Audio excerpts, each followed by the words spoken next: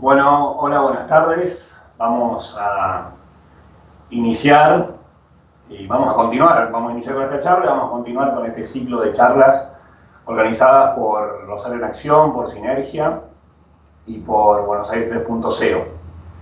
La idea de hoy es hablar un poquito sobre el proceso de toma de decisiones, qué tiene que ver la política con la pandemia, cómo se hacen cargo nuestros dirigentes en este trabajo muy difícil de llevar adelante una sociedad, ¿no?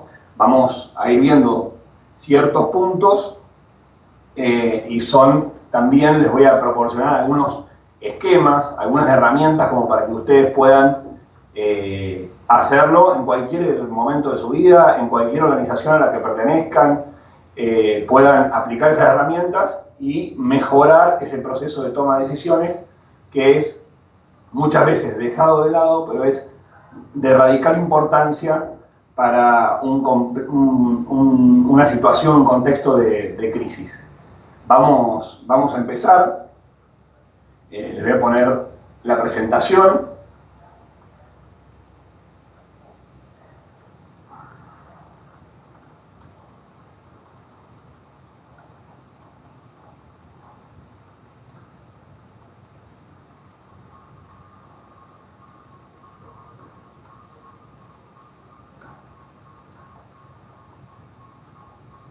Ahí está, compartí pantalla.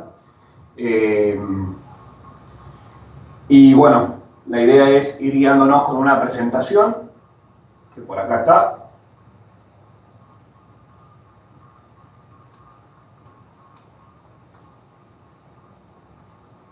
Bien, ahí está. Vamos a poner el cronómetro, si no después me retan porque me voy del tiempo.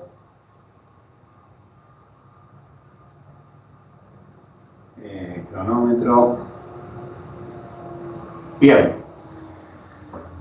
Lo más importante que decíamos hoy era cómo se toman las decisiones en tiempo de crisis. Nosotros todo el tiempo tomamos decisiones, algunas pequeñas, otras grandes, algunas que parecen insignificantes, otras que parecen de vida o muerte.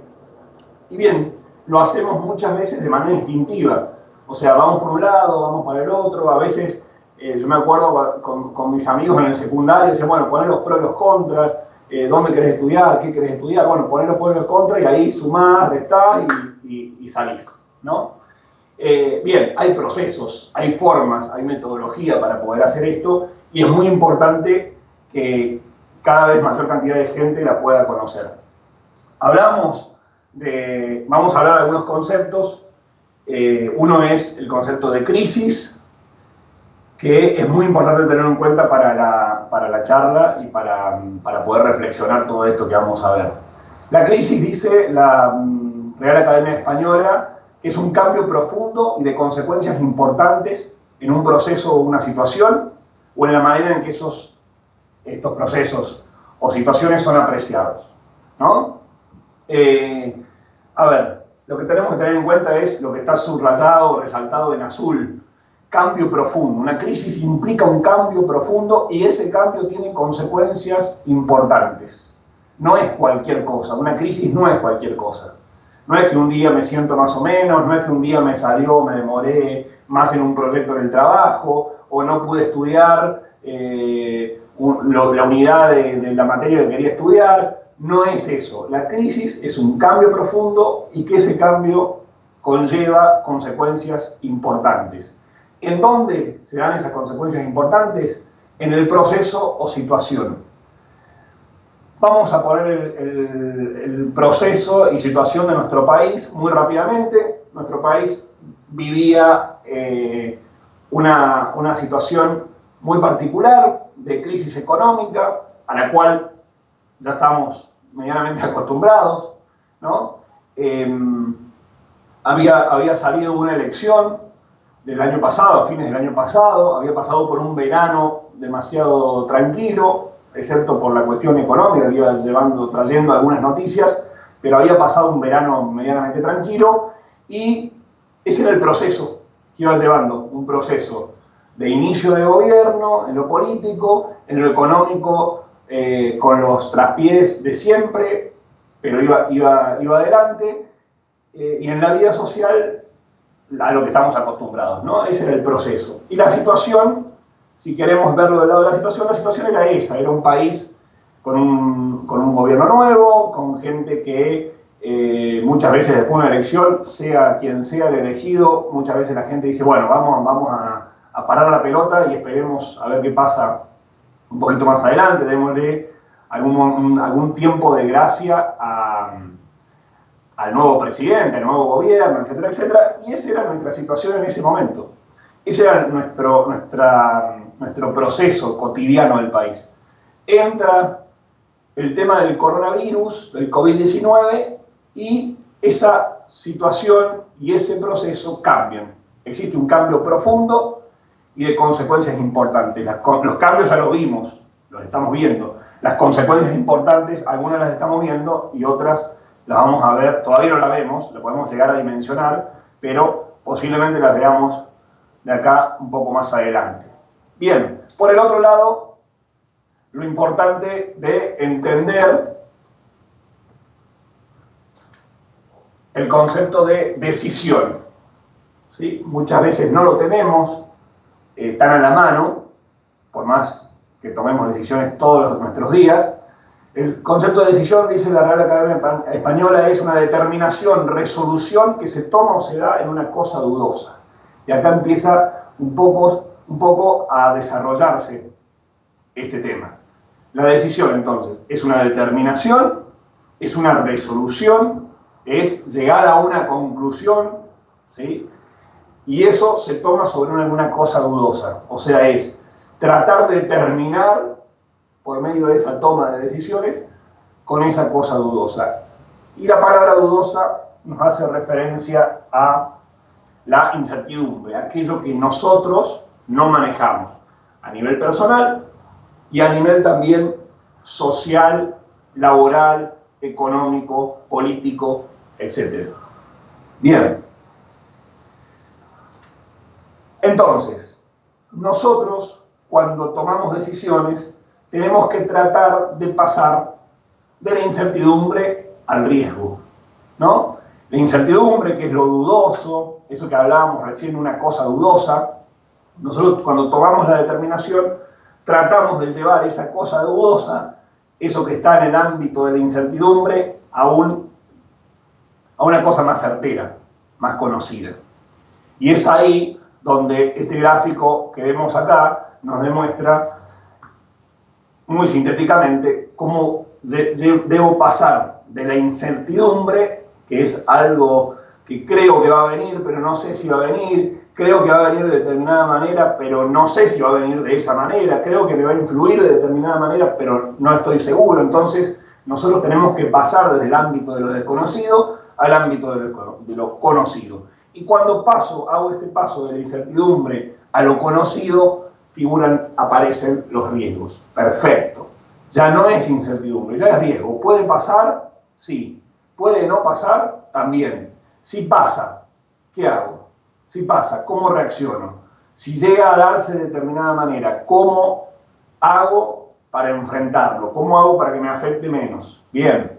Entonces, nosotros tenemos en el ámbito de lo desconocido la incertidumbre y en el ámbito de lo conocido el riesgo. ¿Sí? Riesgo no lo veamos como una cuestión negativa, es ¿qué pasa si? Esto es muy importante. Me contaba un amigo hace un tiempo que en las Fuerzas Armadas inglesas, él tuvo la oportunidad de estudiar allá, en las Fuerzas Armadas inglesas y en otras fuerzas del mundo, forman a sus cadetes desde el principio de su carrera militar, forman a sus cadetes en un concepto que tratan de meterle en la cabeza, que es el what if. ¿Qué pasa si? ¿Qué pasa si esto sucede? ¿Qué pasa si esto no sucede? Y eso los ayuda desde muy chicos, desde el inicio de la carrera militar, a tratar de pensar en los riesgos, tratar de pensar en eso que puede llegar a pasar, puede no llegar a pasar, y si pasa o no pasa, me influye, positiva o negativamente. Bien, acá ya empezamos a ver algunos conceptos. Nosotros tenemos la responsabilidad, cada uno de nosotros, fundamentalmente en el ámbito político, tenemos la responsabilidad de gestionar la incertidumbre. No podemos dejarla ahí, que pase lo que Dios quiera, que pase lo que sea, que pase lo que venga, que pase, y bueno, y vamos a organizar tal evento, y si llueve, y no importa, que pase lo que pase, no pasa nada. Sí pasa, porque cuando yo necesito ver el futuro, necesito planificar, necesito preparar mi programa de gobierno, mi política pública, mi actividad de mi ONG, etcétera, etcétera, necesito gestionar la incertidumbre, necesito tener cuestiones certeras de qué puede pasar y de qué no puede pasar y qué pasa si eso pasa o no pasa. Parece un trabalengua, pero espero que se vaya entendiendo. Bien, tengo que agarrar a la incertidumbre, enfrentarla, ponerla delante mío y pasar, obligarla a pasar de lo desconocido a lo conocido, para que esa incertidumbre deje de ser algo medio efímero, medio superficial, medio cambiante y se transforme en algo perfectamente conocido, sea positivo o negativo.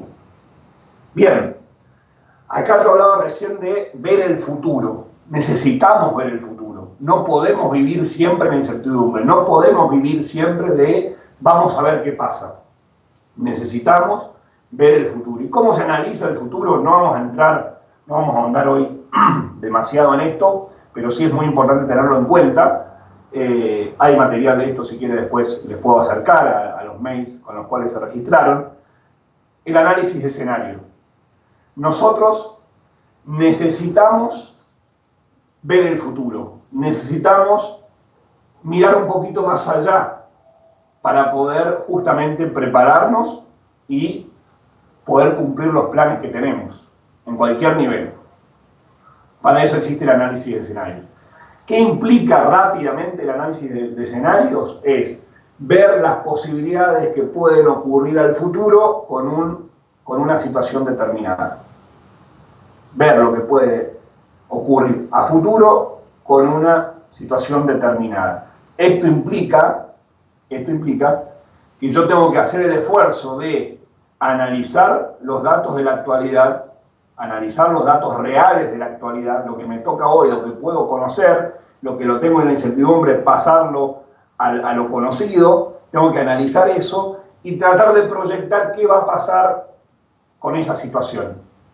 Y tengo infinidad de resultados. Puedo llegar a tener infinidad de resultados, de esas flechas de colores que ven ahí. Puedo tener un montón más. Ahora, lo que dice la metodología del análisis de escenario es, bueno, yo tengo que, más o menos 6 escenarios, tengo que tener desde el más probable hasta el más improbable, pero también desde el menos deseado al más deseado, cualquiera que sea ese escenario que se dé. ¿Cómo voy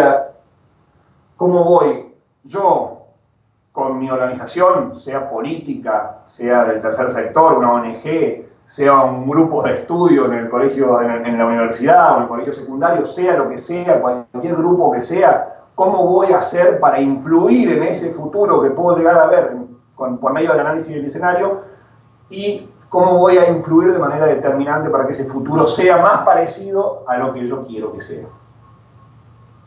Estamos hablando casi de un milagro, ¿no? Para nosotros, argentinos que estamos acostumbrados a planificar a 30 años cada 5 minutos, dicen, ¿no?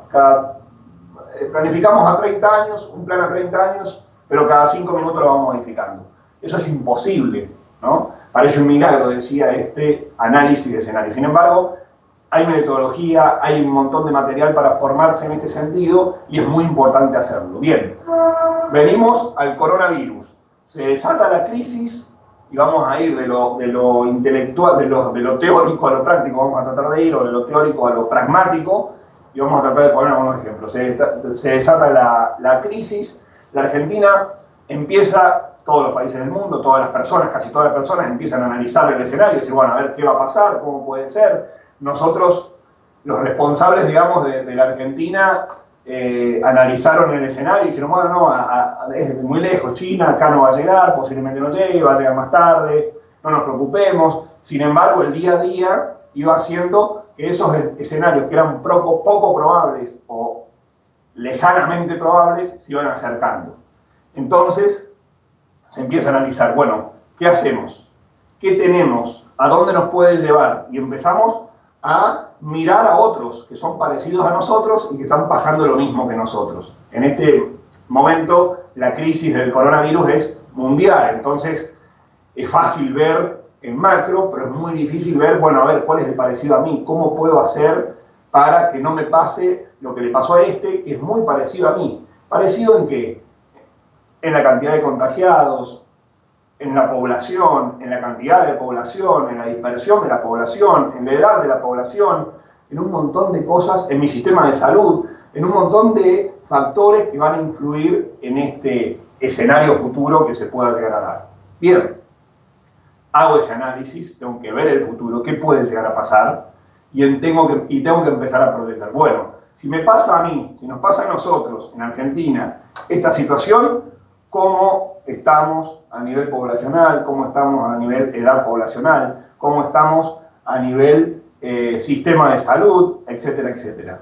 Ahí empezó el análisis y ahí empezamos a correr, porque nos dimos cuenta como país que teníamos que empezar a tomar decisiones. Y acá, este gráfico es muy simple, es un diagrama muy simple, demuestra o intenta demostrar un ciclo básico de toma de decisiones. Ese ciclo básico de toma de decisiones es muy importante también tenerlo en cuenta, es el corazón de la charla y es muy importante tenerlo en cuenta cada vez que yo voy a tomar una decisión. Y vamos a ir punto por punto explicando un poquito y tratando de llevarlo a la realidad. Cuando hablamos del proceso de toma de decisiones, tenemos que empezar por el primer punto, que es ubicarse. Tenemos que ubicarnos. Tenemos que saber dónde estamos parados. Tenemos que saber de nuestro contexto, de las cosas que nos favorecen y de las cosas que nos perjudican que están a nuestro alrededor, de nuestras propias cosas que nos favorecen y nos perjudican. Vamos a llevarlo al ámbito público. Bueno, el Estado debe saber dónde está parado, en qué situación está parada la Argentina, el país. Vamos más abajo, una provincia, un municipio. Tenemos que saber dónde estamos parados, cuál es nuestra situación real en la que estamos parados. Acá hay que tener cuidado, y por eso hice hincapié en la palabra real. Nosotros tenemos que hacer el esfuerzo de basarnos en la realidad. El escenario que imaginamos a futuro, ese sí, tiene que ir, va a ser medio difuminado, pero tiene que partir desde la realidad. Tenemos que tener los pies en la tierra y en la realidad, porque si no, vamos a errar cualquier tipo de conjetura a futuro, así sea de acá a 20 minutos, la vamos a errar si no estamos parados firmemente en la realidad, si no sabemos la verdad de nuestra situación y si no sabemos la realidad de nuestra situación. Bien, nos ubicamos. Entonces, cuando yo me ubico, tengo que empezar a tener lo que hicimos acá en Argentina, ¿sí? Más rápido, menos rápido, ahora vamos a ver cuál es la situación en ese sentido. Yo me empiezo a ubicar, digo, bueno, mi población es esta, la parte más riesgosa de mi territorio es la provincia de Buenos Aires, porque tengo casi la mitad de la población del país, grandes conglomerados de viviendas, etcétera, etcétera. Esos municipios no tienen fronteras, digamos, o sea, la gente pasa habitualmente, permanentemente de un lado a otro, es difícil de separar eso, es la realidad que toca vivir, ¿no? Es el ubicarse. Bien, tengo esa situación, en el ámbito de la salud tengo tantas camas de terapia intensiva, tengo tantos respiradores, o sea, empiezo a analizar la realidad, lo que tengo, con lo que cuento. Bien.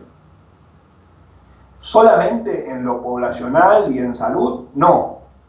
Nosotros, por ejemplo, acá en la Municipalidad de San Miguel, donde trabajo, se dividieron 3 áreas grandes, ¿sí? Y se puso mucha gente a trabajar en esas áreas. especializarse en esas áreas, en el poco tiempo que quedaba. Una es salud, principalmente, obviamente, la otra es seguridad y la otra es asistencia crítica, desarrollo social. En la municipalidad, en nuestra municipalidad se llama bienestar familiar.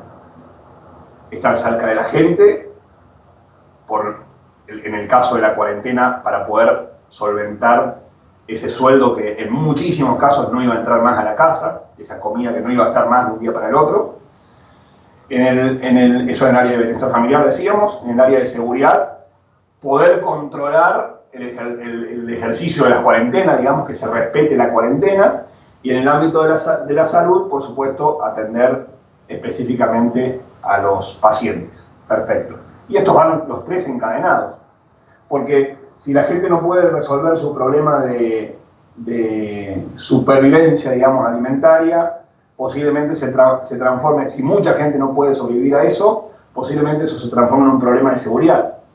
Y si hay un problema de seguridad, o sea, hay concentración de gente en la calle, o intentos de saqueo, por ejemplo, que hemos tenido en otros años en Argentina, y nos acostumbramos también a eso en algún momento,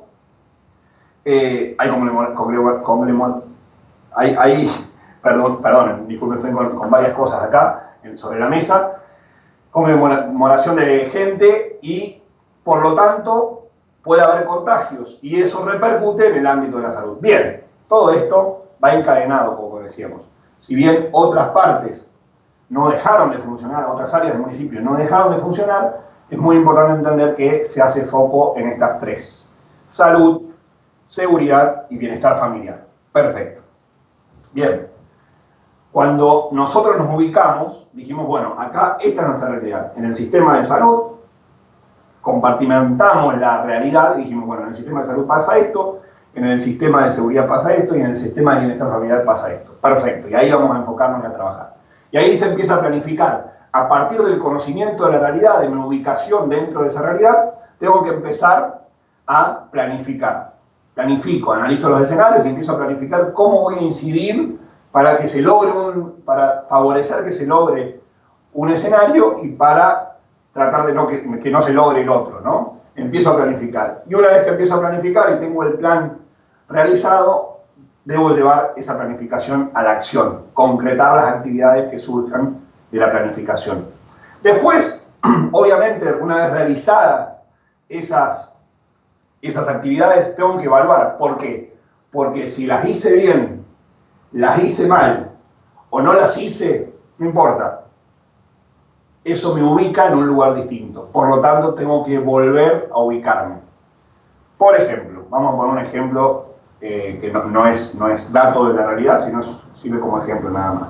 Supónganse que en el país teníamos 1000 camas preparadas para atender pacientes con coronavirus. Perfecto. Esa era nuestra ubicación, era nuestra realidad al principio.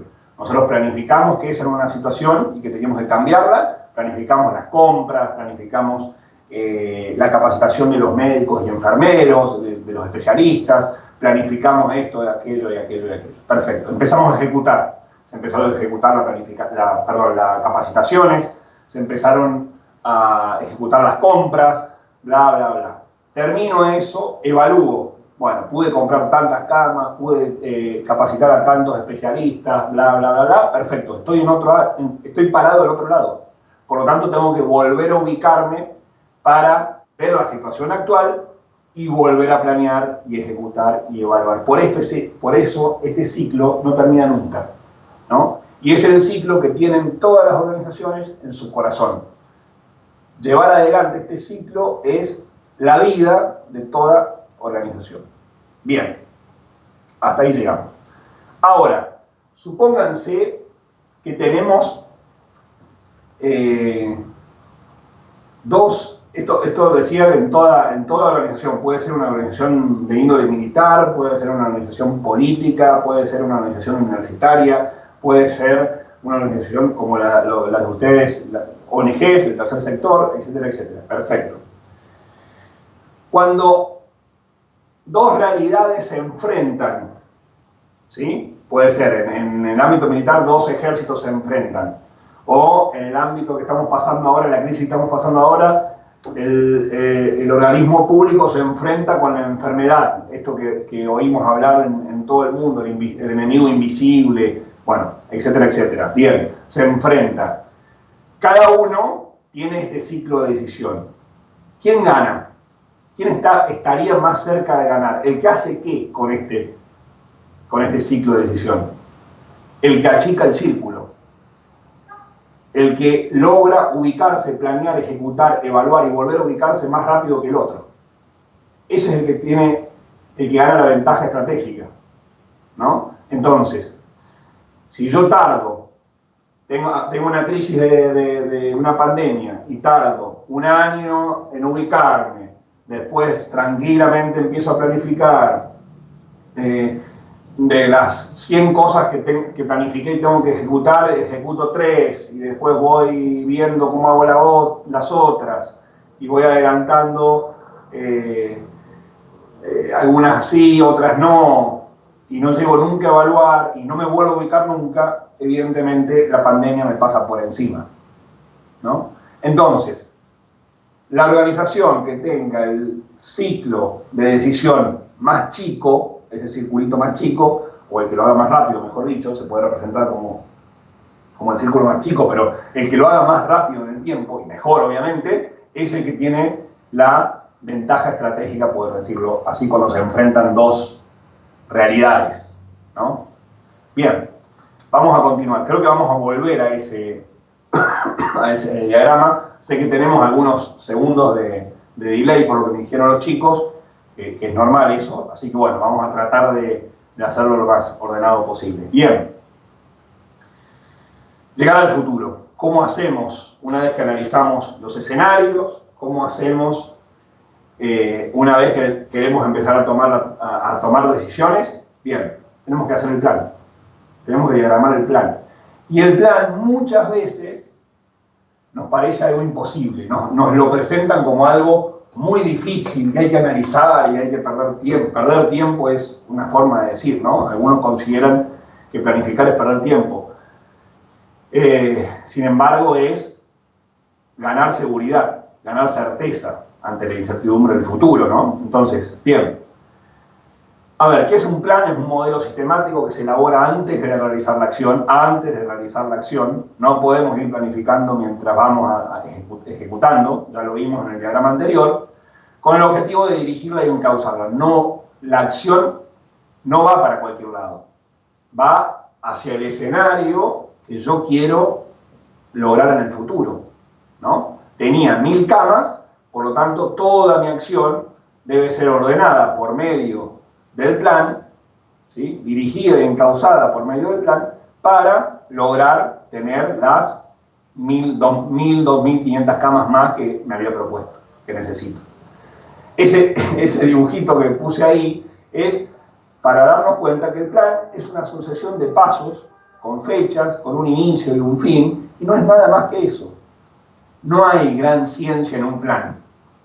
Hacerlo bien sí, implica otra cosa, implica mucho esfuerzo, implica pensar, implica hacer muchas veces el ejercicio, obviamente, pero no es algo que sea de por sí difícil. No estamos acostumbrados, no lo hacemos, no lo queremos hacer, lo hacemos y lo cambiamos cada 2 minutos, eso es otra cosa, pero no implica que el plan, pensar el plan, diagramar el plan, no implica que sea difícil. Bien, modelo sistemático, ¿sí? Que se elabora antes de realizar una acción, con el objetivo de dirigirla y encauzarla. Y ahora vamos a ir a un dato más, un cuadrito más, con el cual trabajamos en las ONGs, la mayoría lo conoce, incluso hay algunos que deben haber estado en alguna charla de estas, donde hablamos de planificación y ejecución, y vamos a ver, porque es muy importante saber que hay niveles de planeamiento y ejecución. No es todo lo mismo. No es todo lo mismo. Hoy vivimos en una sociedad donde parece que fuera todo lo mismo. Parece que todo es transversal, todo es igual. Todos mandan y todos obedecen, todos planean y todos ejecutan. Y no es así. La realidad no es así. Y para tener un buen plan y una buena ejecución implica que no sea así, que haya niveles de planeamiento y de ejecución, distintos niveles. Y ahí vamos a entrar ahora y vamos a ver que a cada uno, ¿sí?, en un grupo, en una organización, en una asociación, le corresponde una parte. Aportar algo en alguna de estos niveles. Bien. El nivel más alto, por supuesto, es el nivel estratégico. ¿Sí? Decimos nivel estratégico. Esto implica, nosotros yo lo representamos como una nubecita, porque es medio intangible, es medio como que no lo puedo agarrar. ¿Sí? La nube la veo por ahí, pero no la puedo agarrar. No está. Bien. En el planeamiento, lo que tiene que hacer el nivel estratégico, o lo que hace generalmente el nivel estratégico, es tener la visión general del campo de acción. Bueno, ¿dónde estamos parados? ¿Hacia dónde queremos ir? En grandes lineamientos, ¿sí? Ver el alcance de la situación, de los proyectos, de lo que tenemos que lograr, ver los tiempos, ver los costos, pero a un nivel muy general. No se pone a ejecutar, no va y baja la cama para el hospital o el respirador para el hospital del camión, ¿sí? No hace eso, no ejecuta. Solamente diseña grandes lineamientos. Piensa, planifica, ve el futuro. Bien. En el nivel operacional es donde se configura el teatro de operaciones. Ahora lo vamos a ver. Vamos a entrar ahí. Y abajo, en el táctico, es donde se desarrollan las acciones. Es bien cuadradito. Ahí, los que estamos parados ahí, sabemos, tenemos que tener muy definido qué vamos a hacer para no pifiarle. Muy, muy definido. ¿Qué vamos a hacer? ¿Para qué? Para que la nubecita se haga tangible en la realidad, tenga efecto en la realidad. Por eso está de arriba para abajo, no es un capricho. Arriba está la nube, están las ideas, están los grandes lineamientos, y cada vez que voy bajando, a medida que voy bajando, voy llegando a la incidencia en la realidad. Bien. Vamos a meter a esta situación de la pandemia dentro de este esquema. A nivel estratégico, ustedes habrán escuchado que se habla mucho en estos momentos de mesas de situación o mesas de crisis, ¿sí? Que son las que toman las decisiones o ayudan a tomar las decisiones en estos momentos. Esa mesa de crisis, ese organismo que generalmente no es el mismo en el cual estábamos operando hace 2 meses, ¿sí? No es el mismo. ¿Por qué? Porque se meten especialistas, se da, como les decía recién a ustedes, se da más importancia a un área que a otra, obviamente. Salud, seguridad y bienestar familiar, como decíamos, pasan a ser las cosas más importantes en este momento de la vida de un municipio, ¿no? Entonces, esa mesa de crisis, esa mesa de situación, ese organismo que muchas veces difiere del organismo natural y común de la vida de las organizaciones, es el ámbito estratégico. Entonces, lo que decíamos hace un rato, visión general del campo de acción. ¿Qué nos puede pasar? ¿Dónde estamos parados? ¿Estamos en Argentina? ¿La situación de salud es esta? ¿La situación económica es esta? ¿La situación de seguridad es esta? Etcétera, etcétera. Van delineando, poniéndose de acuerdo en los grandes lineamientos. Bien. Eso en el planeamiento, ¿no? En el lado de la ejecución, tienen que tratar de traducir todos esos grandes lineamientos para que los operacionales puedan llevarlo a la realidad, ¿no? Para que los operacionales puedan llevarlo a la realidad y puedan configurar ese teatro de operaciones que ahora nos vamos a meter.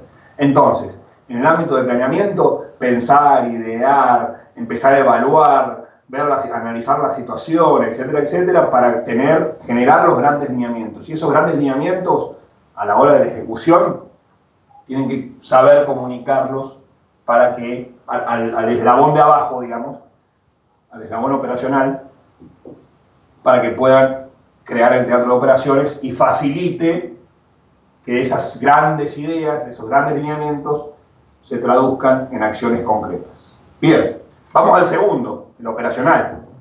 Evidentemente, el más difícil en esta triada, digamos, de estratégico, operacional y táctico. El más difícil, ¿por qué? Porque es el que lleva, el que transfigura, digamos, las ideas de la nubecita a las acciones concretas del cuadrado de abajo, del cuadro de abajo. Entonces, ¿por qué se llama así? ¿Por qué su tarea general es la configuración del teatro de operaciones? Esto se saca, como ustedes sabrán, mucho material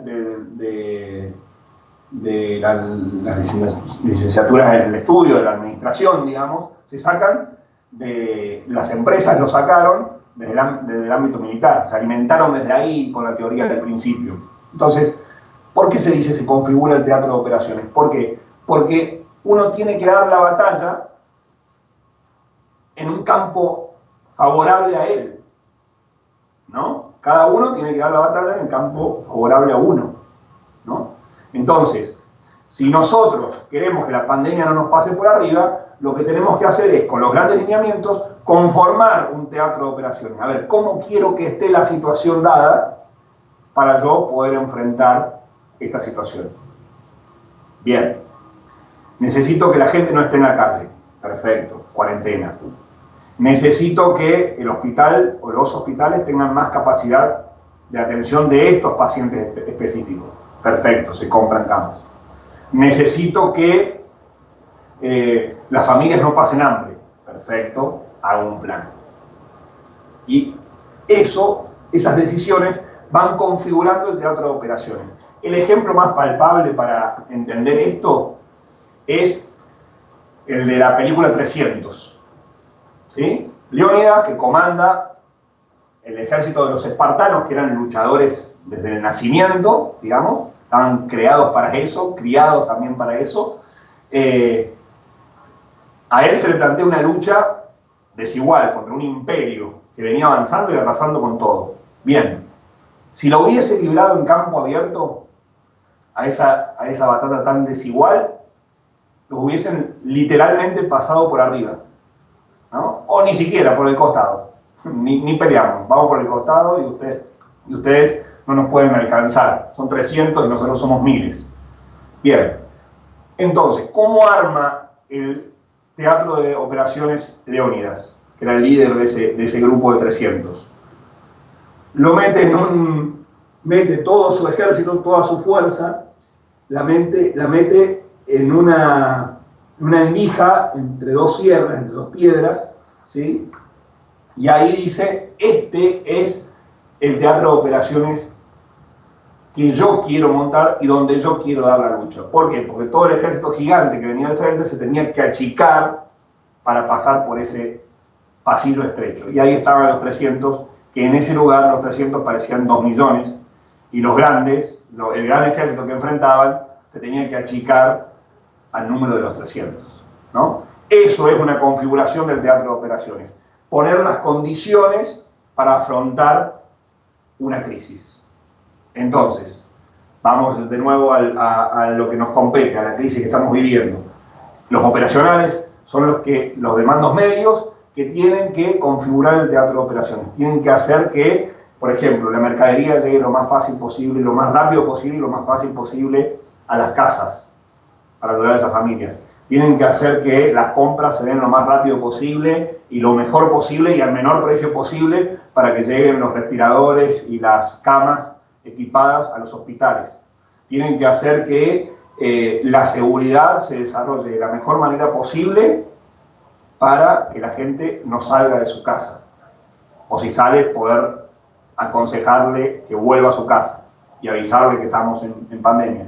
También la comunicación es importantísima, los medios de comunicación también van ayudando a esto, aunque a veces exageran un poquito, pero van ayudando a esto, a configurar ese teatro de operaciones. Bien, en la parte de planeamiento, obviamente, con los lineamientos generales que bajaron desde la nube, armar el plan y empezar a hacer esa configuración. Y la ejecución es, bueno, están las cosas dadas, las camas se están comprando, los respiradores se están comprando, la gente está cada vez más en su casa, todo el mundo usa barbijo cuando transita, etcétera, etcétera, ¿no? Todo lo que se decidió de esos grandes lineamientos. Y vamos a lo táctico. Lo táctico es lo más concreto. A veces nos gusta representarlo en las ONGs como el hámster que está dentro de la ruedita. El hámster que está dentro de la ruedita no sabe para qué mueve la ruedita. El tipo va, tiqui, tiqui, tiqui, tiqui, corre y hace lo que le toca hacer. Mover la ruedita. Y capaz esa ruedita muere en falso, digamos. Mueve en falso. Va, nada más. Mueve. Pero por ahí alguien le pone a esa ruedita algún mecanismo, inventa algo que con esa ruedita, no sé, da electricidad a un foquito. El hámster no va a saber que va a estar dando electricidad a un foquito. Va a ocuparse de la ruedita. Por eso se representa como un cuadradito. O sea, tengo muy concreto, no es una nube, no es la figura del medio que está medio ladeada, que ya va tomando forma, no es la nube, pero ya va tomando un poquito de forma, pero todavía no es un cuadradito, sino que es algo, se representa con un cuadrado, lo representamos con un cuadrado porque es algo bien concreto. Bien, ahí estoy viendo algunas preguntas. Vamos a ir avanzando. Bien, en lo táctico entonces es llevar adelante las acciones que se definieron con grandes lineamientos primero y después dentro del teatro de operaciones. ¿Qué es lo táctico en esta pandemia, por ejemplo, en esta crisis? Es, no sé, en el ámbito de seguridad es el policía que está en la calle pidiéndole a la gente, o sea, ese es lo que tiene que hacer, ¿sí? Sabe que hay una pandemia, sabe que se tomaron ciertos recaudos, él sabe que tiene que ejecutar lo que le toca, y es patrullar, controlar la calle, ver que todo esté ordenado, perfecto. Las personas que están ayudando en la fila de los bancos, también, están haciendo lo que tienen que hacer, son los que desarrollan las acciones. Bien. Los hospitales, por supuesto, los médicos, los que hacen las compras, los que bajan las camas de los camiones cuando llegan, toda la operación, todas las acciones concretas las desarrollan los tácticos en este diagrama, ¿no? En este diagrama. Por lo tanto, estas son herramientas que tenemos nosotros para la toma de decisiones, no solo a nivel político y en esta pandemia, no solo a nivel personal, sino también a cualquier nivel organizacional. Tenemos estas herramientas que debemos utilizar las veces que sea necesaria. Por supuesto que uno va ganando práctica y por supuesto que uno las va aplicando cada vez mejor, pero tenemos que usarlas porque son herramientas que ordenan nuestro quehacer. No es salir corriendo para cualquier lado. No es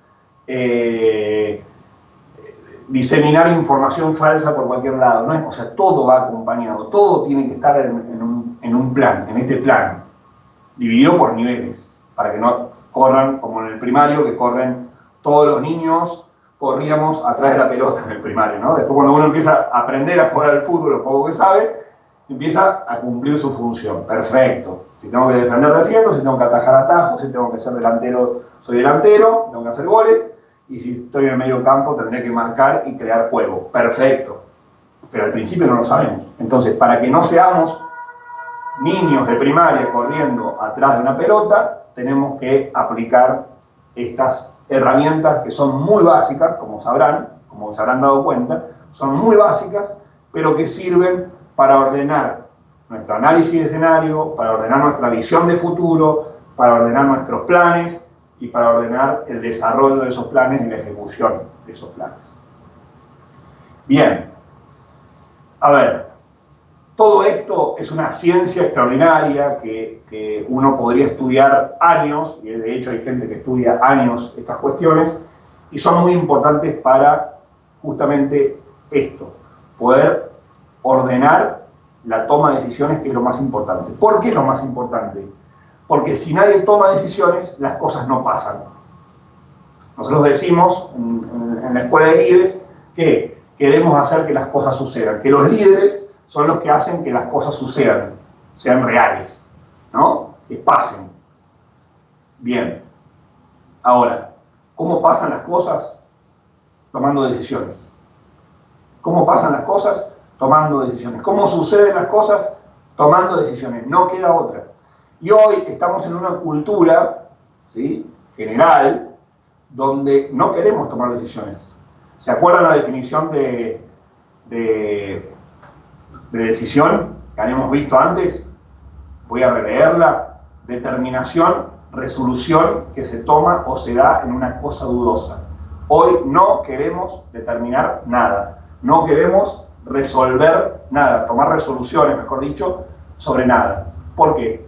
Porque tenemos miedo al compromiso, porque, bueno, voy a agarrar este trabajo, pero mirá si después me quiero ir de viaje. Y no, mejor no lo agarro. Entonces, voy con todo un pensamiento que es moderno, pero que es una realidad de nuestra sociedad, que no quiero tomar determinaciones, no quiero tomar decisiones.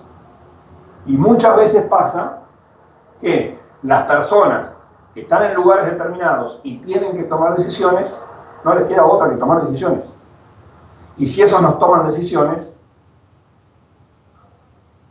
se cae todo. Pueden ser decisiones mejores, pueden ser decisiones peores, se puede equivocar y resolver con el pasar del tiempo, perfecto, pero tenemos que tomar decisiones.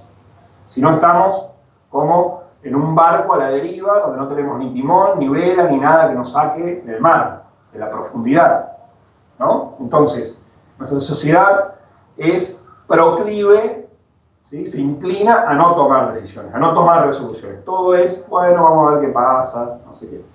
Entonces, nosotros tenemos que formarnos en este sentido para poder aplicar estas herramientas y poder ayudar a nuestro país, a nuestro grupo, a nuestras asociaciones, a nuestro trabajo, para que cumplan los objetivos determinados en un plan. Bien, y vamos a cerrar con una frase, que es la frase de oro en la toma de decisiones.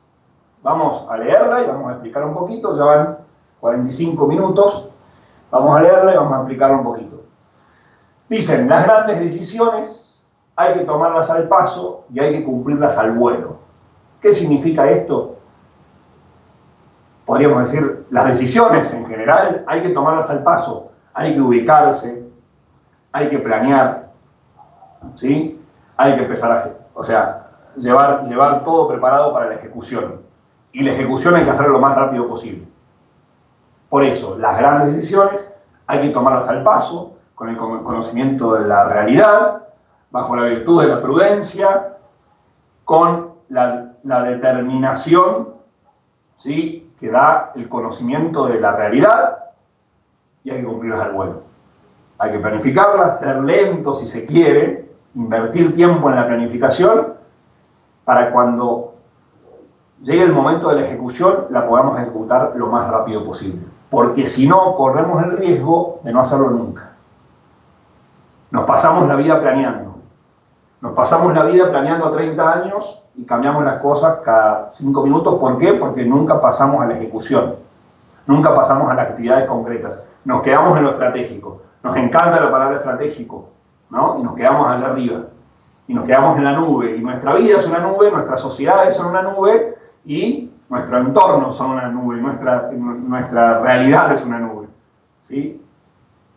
Y si es nube, no está pisando la realidad, no se puede tocar. Entonces, es muy importante que la nube, por supuesto, es necesaria, pero que pase al siguiente nivel.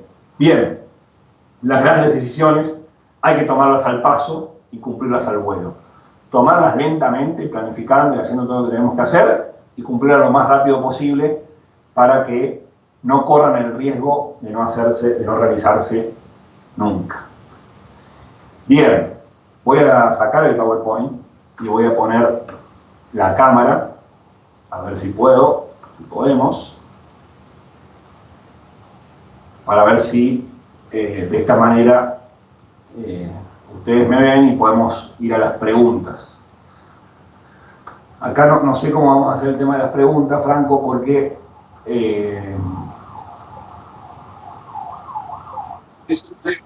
bien, perfecto, te escucho. Bien, perfecto. Excelente, Pablo, muchas gracias. En nombre de las tres asociaciones te agradecemos por tu tiempo. Y también de paso abrimos un poco el panel de preguntas. En primer lugar, Martín nos pregunta, ¿cómo, cómo crees que el gobierno va a solucionar la crisis económica que se viene luego de esta cuarentena?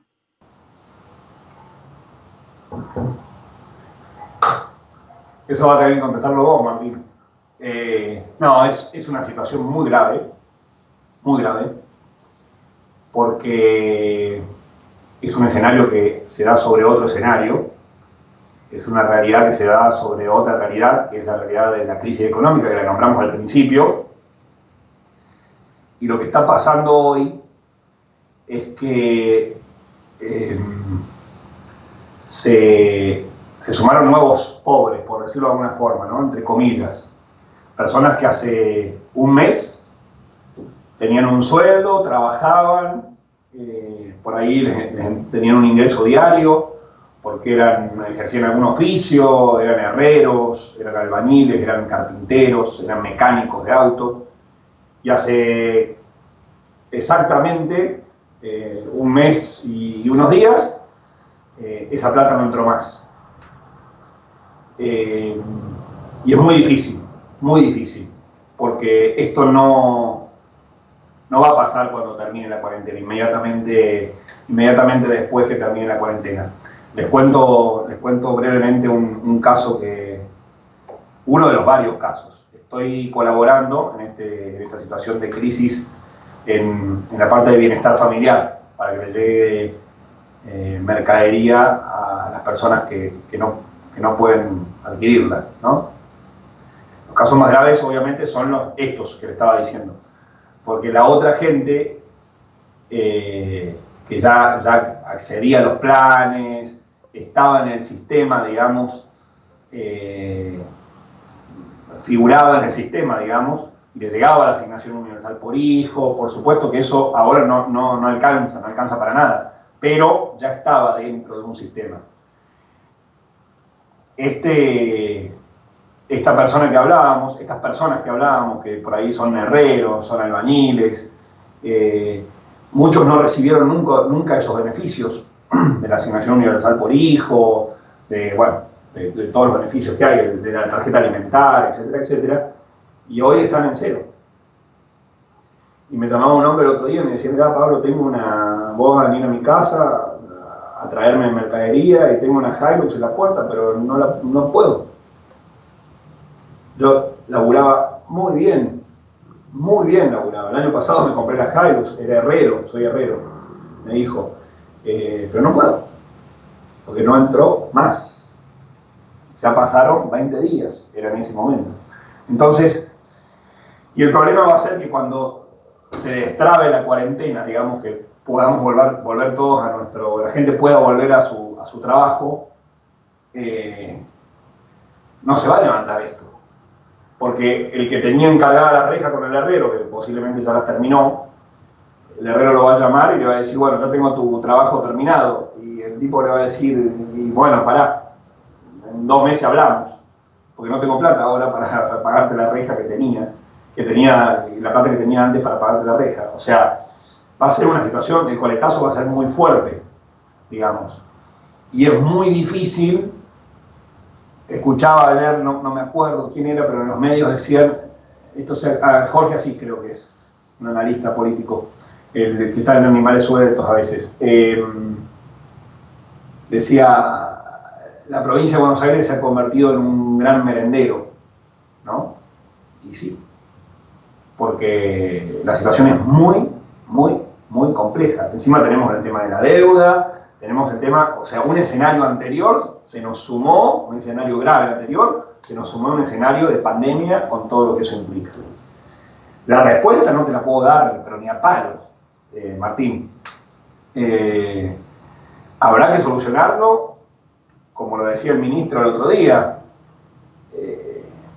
A ver, esas ideas son lineamientos generales que están en la nubecita todavía. Decía, lo que tenemos que hacer es tratar de que esa gente pase lo más rápido posible de la ayuda económica que le dimos ahora al trabajo. Y es muy difícil. Está la nubecita. tenemos que armar entre todos el teatro de operaciones, que será, no sé, invertir por ahí, darle algunos mangos a las medianas empresas para que tomen gente, etcétera, etcétera. Va por ahí, me parece, para que los tácticos puedan dar su mano, ¿no? Llevar a la acción esos lineamientos generales que veíamos recién.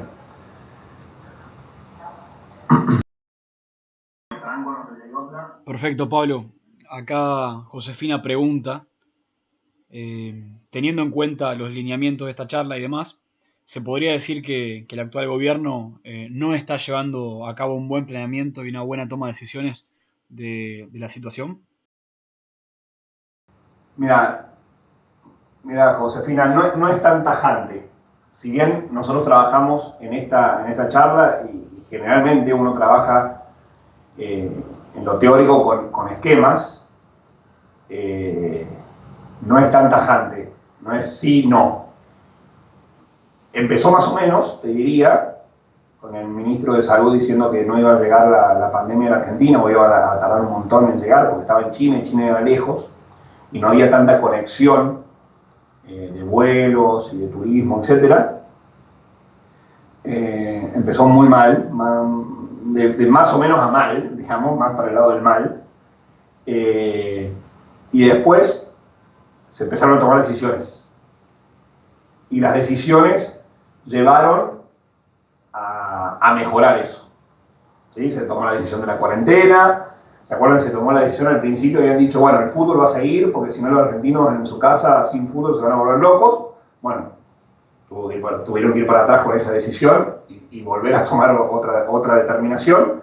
Y bueno, se fue acomodando, es lo que yo decía recién, no es que vas a tomar una decisión una vez en la vida y te vas a quedar echado o de brazos cruzados esperando a ver qué pasa. Las decisiones implican todo el proceso, ubicarse, planear, ejecutar, evaluar y volver a ubicarse para volver a tomar otra decisión. Entonces, yo creo que al principio más o menos, más mal que bien, después muy bien, o sea, las decisiones fueron contundentes, se tomaron al paso y se ejecutaron al vuelo, todo el tema de la cuarentena, con algunas correcciones, por supuesto, pero bastante bien. El tema es que la cuarentena se alarga. Se nos viene el invierno, se nos viene la gripe, como dicen todos los especialistas, y la gripe va a confundir, tiene síntomas comunes con el coronavirus, entonces se viene la gripe, que es algo muy problemático, la gente va a creer que tiene coronavirus y va a ir corriendo al hospital, que es lo que no tenemos que hacer, porque va a tener miedo, obviamente, y no podemos cortar la cuarentena. O sea, si bien esa cuarentena nos sirvió porque la empezamos antes que otros, nos puede llegar a perjudicar porque es imposible mantenerla tanto tiempo, hasta agosto, no sé. Creo que hay decisiones por tomar. O sea, al principio fueron más o menos malas, después muy bien, y ahora hay muchas decisiones por tomar que tienen que evaluarla y poder llegar a la ejecución lo más rápido posible. Pero es muy compleja la situación. Bien. Impecable, Pablo, perfecto. Hay una última pregunta de Jorge que hace referencia a si el planeamiento puede terminar o definir en el no accionar con respecto a algo.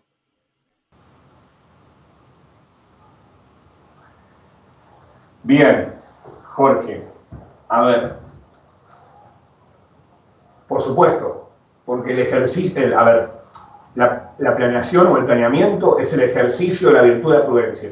La virtud de la prudencia es por la cual conozco, una virtud humana, por la cual conozco, yo puedo ir desarrollándola, digamos, y por la cual conozco la realidad. Y la realidad a veces me dice, actúa, tenés que actuar ya, tenés que actuar enseguida, tenés que actuar dentro de 5 días, o también me puede decir, no tenés que actuar. No tenés que actuar ya, no tenés que actuar en 5 días, no tenés que actuar en un mes, no tenés que actuar en 5 años, ¿no? Entonces, por supuesto, el planeamiento me va llevando a ejecutar acciones y a no ejecutar acciones. A decir, bueno, vamos a salir a hacer tal actividad, y no, porque estamos en una situación de crisis donde salud, seguridad y bienestar familiar coparon la agenda y están ahí, están en primer plano y es a donde hay que dedicarse y enfocar toda nuestra acción. Por supuesto que un plan bien hecho me tiene que decir también lo que no debo hacer, ¿no?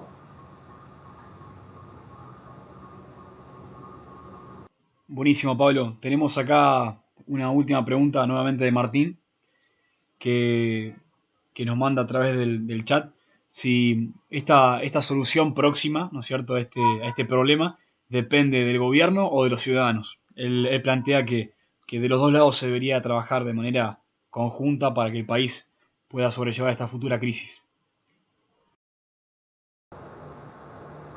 Sí, a ver, Martín, vamos de nuevo. Gracias por la pregunta a todos. Esta sociedad, decimos, vos te vas a reír porque siempre hablamos de esta sociedad, siempre yo trato de hablar de esta sociedad.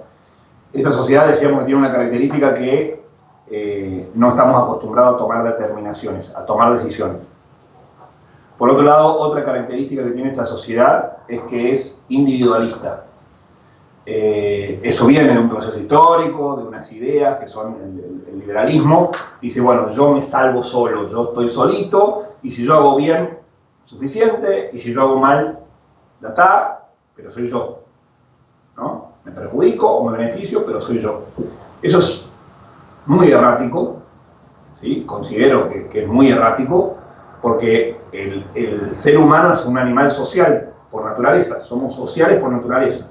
De hecho, nacemos y al momento de antes de nacer ya, pero cuando nacemos ya es evidente, necesitamos de otros para mantener la vida, ¿no? Para que esa vida pueda crecer y afianzarse, fortalecerse. Bien. Entonces, la respuesta es obviamente que todos, porque todos somos parte del conjunto. Acá no hay gobierno por un lado y ciudadanos por el otro. Somos todos ciudadanos, unos con unas responsabilidades y otros con otras, pero todos somos miembros, debemos ser miembros activos de la sociedad, digamos. Y esta frase que también se ha divulgado en estos días, nadie se salva solo, es muy real, porque vivimos en una sociedad. Entonces, por supuesto que es de los dos lados. Por supuesto que los ciudadanos tienen que hacer lo suyo, y por supuesto que el gobierno, que son distintos niveles de responsabilidad, más el gobierno que los ciudadanos, pero por supuesto que el gobierno también tiene que hacer lo suyo. Y ahí está lo que hablábamos hace un rato de lo estratégico, lo operacional y lo táctico. O sea, son distintos niveles de responsabilidad, son distintos niveles de planeamiento, son distintos niveles de ejecución, pero todos van orientados hacia que ese conjunto de personas que conforman un grupo lleguen a un fin determinado, a un objetivo determinado. Espero que sirva para la respuesta. Ahí hay una de Camila, creo. Bárbaro, Pablo, sí, hay una de Camila que plantea si en cuanto a tu experiencia personal, podría decirse que desde tu trabajo en la política te sentís en parte responsable de que nuestro rumbo sea positivo. Y de ser así, ¿con qué obstáculos te encontrás día a día? Sí. Obvio que, a ver, decía recién, todos somos responsables y hay distintos niveles de responsabilidad. Por supuesto que yo soy parte de una organización más grande que es la Municipalidad de San Miguel y, gracias a Dios, no tengo que tomar decisiones en estos momentos, o todas las decisiones, pero las decisiones más importantes no las tengo que tomar yo, gracias a Dios. Hay gente que ocupa esos puestos y que lo hace muy bien y que está trabajando a full y 24 horas y no paramos, digamos. Por supuesto que la política, por ser la clase, por pertenecer a la clase dirigente, por estar al mando, si se quiere, de la sociedad, es más responsable que el resto. Está en la parte estratégica, está en lo operacional, está en lo táctico, o sea, está en todos los niveles trabajando por llegar a un objetivo común. Y ahí está la responsabilidad y ahí está el peso de la carga y el peso del trabajo que hay que hacer, ¿no? Obviamente que desde lo personal me siento responsable de si una persona está pasando hambre o no está pasando hambre en esta situación que les dije que me toca trabajar en bienestar familiar. Y los obstáculos son, a ver, acá va a salir otra frase que hemos dicho mucho en estos días, es lo que no se soluciona, a ver, lo que no se arregla, lo que no se prepara en tiempo de paz, es casi imposible prepararlo, arreglarlo y solucionarlo en tiempo de guerra. Y la Argentina no tiene tiempo de paz hace muchos años, muchísimos años. Y los periodos de paz que hemos tenido han sido muy cortos y no nos hemos enfocado en prepararnos para la próxima crisis, digamos. Entonces, es muy difícil. Los obstáculos son principalmente no haber estado preparados en lo básico para esta crisis, pero bueno, también, como he visto ahí algunos videos, algunos memes dando vuelta, los argentinos estamos acostumbrados, o creemos que estamos acostumbrados a todo digo, ¿no? Pase lo que nos tenga que pasar, salimos adelante. Es en parte por una costumbre de la crisis y en parte por el cuero duro que se hace de crisis en crisis. Pero bueno, también hay que reflexionar sobre eso y decir, no podemos seguir así como país, ¿no? Es difícil. Eso es los obstáculos más grandes, no haber estado preparado para la crisis. ¿Por qué? Porque vivimos en crisis permanente.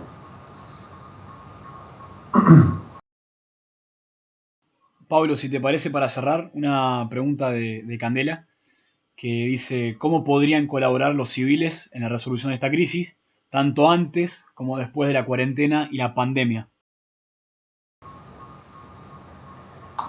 Bueno, Cande, a ver, como decía hace rato, de lo estratégico, lo operacional y lo táctico, cada uno tiene que hacer lo que tiene que hacer, lo que le corresponde.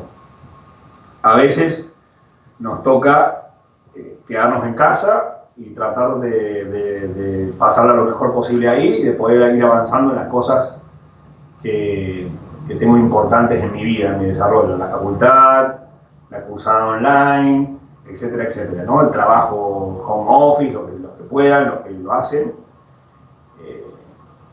A veces te toca salir. En mi caso empezó la cuarentena, creo que tuve 2 días, 1 día y medio, y tuve que volver a salir para aportar un poco ahí en el área de bienestar familiar, que no es mi área de trabajo cotidiano, digamos. Y bueno, y salir, y había algunos que decían, no, pero ¿cómo vas a salir?